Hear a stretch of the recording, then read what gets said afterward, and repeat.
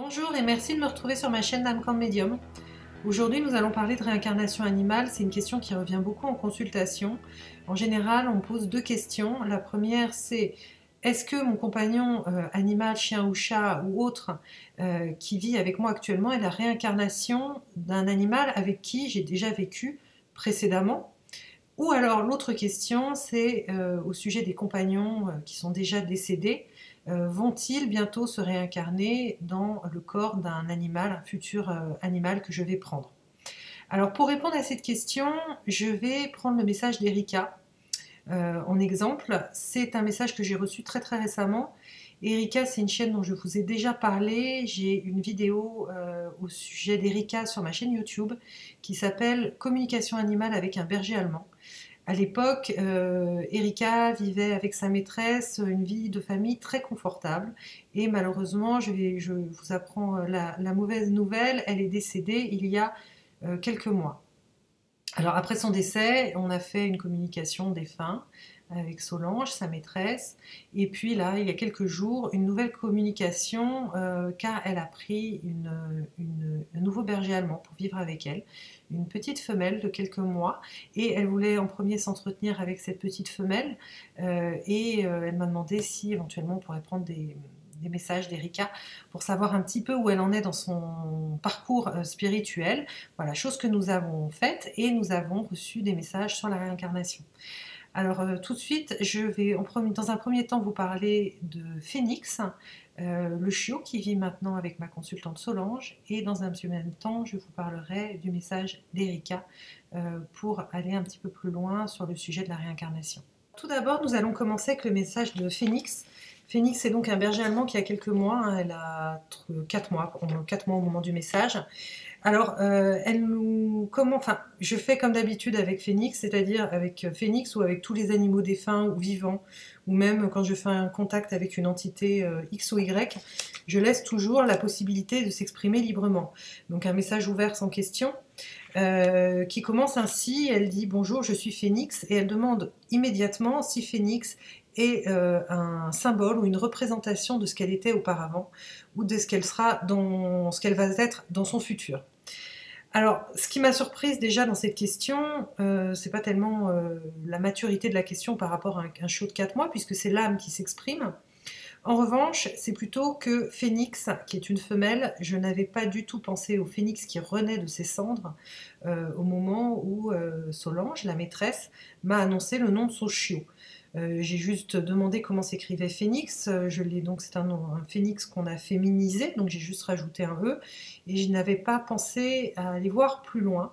Et c'est vraiment au moment où je me suis contactée à cette petite chienne qui m'a montré un phénix qui ouvre grand ses ailes, que j'ai fait le lien entre la phénix qui s'installe avec Solange dans sa maison actuellement et la Erika qui est partie il y a quelques mois.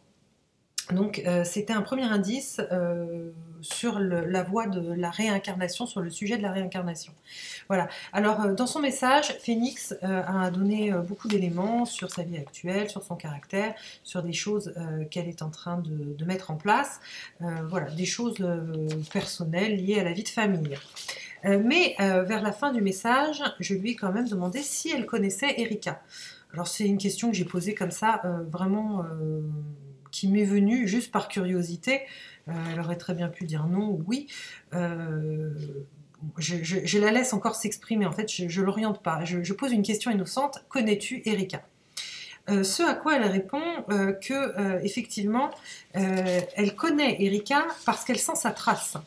Il se trouve qu'elles vivent dans la même maison. Je pense qu'au niveau des énergies, il doit rester quelque chose d'Erika sur les lieux. Donc effectivement, elle a une petite idée d'une odeur de qui peut être Erika. Mais, enfin, c'est ce que je me dis au moment où je reçois le message. Mais elle rajoute ceci. Elle rajoute « La fidélité m'est montrée par mon guide spirituel ». Elle me montre à ce moment-là qu'à côté d'elle, elle a un guide spirituel qui lui parle de fidélité, parle de la fidélité d'Erika. Donc ce qui m'a un petit peu interpellée, nous avons des guides spirituels qui nous aiguillent tout au long de notre chemin. À ce moment-là, Phénix me montre qu'elle en a un également. il y a quelqu'un, quelque chose d'intelligent à côté d'elle qui l'aide même lors de ce message de consultation animale. Voilà les premiers éléments que j'ai eus au moment où je fais la consultation avec Phénix sur la réincarnation.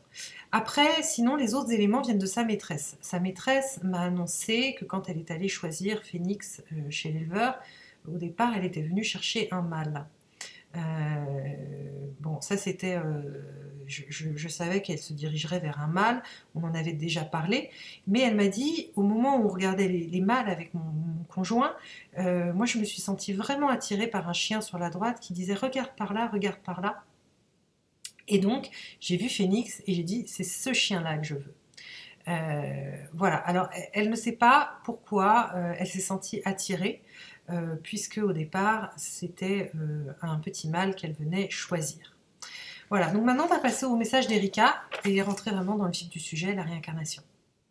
Donc je vais vous lire le message d'Erika pour sa maîtresse. C'est un message assez émouvant qui nous parle de réincarnation, alors pas totale, c'est pas une réincarnation totale, mais c'est une réincarnation partielle. Alors, voici. Elle dit « Je donne une part de moi à Phénix », Phénix étant le nouveau compagnon, la nouvelle compagne de Solange. « Je donne une part de moi à Phénix, la plus belle et la plus douce. Je la laisse l'emporter avec elle pour toi Solange. C'est mon cadeau, cette part vivra toujours, alors autant que tu en bénéficies. Je sais que tu sauras quoi en faire, la protéger et en prendre soin. Ma partie guerrière, stratège et sans peur ira ailleurs, car elle sera plus utile dans un autre contexte. Cela est mon choix. Je ne me désintègre pas, je me divise sans pour autant être diminuée. Je suis à plusieurs endroits contrôlée par mon âme. Phénix a son âme jeune et je l'épaule. Elle me laisse un petit refuge pour être près de toi, en échange de mon service. Prends soin d'elle et oublie toute ta peine, car je suis présente chez nous. » Voilà le message d'Erika. Alors, ce message, il nous indique, nous parle en tout cas de réincarnation partielle. C'est-à-dire qu'elle n'est pas Phénix. En revanche, elle a mis une petite graine, un petit peu d'elle, en Phénix. Et Phénix accepte cet échange de bons procédés.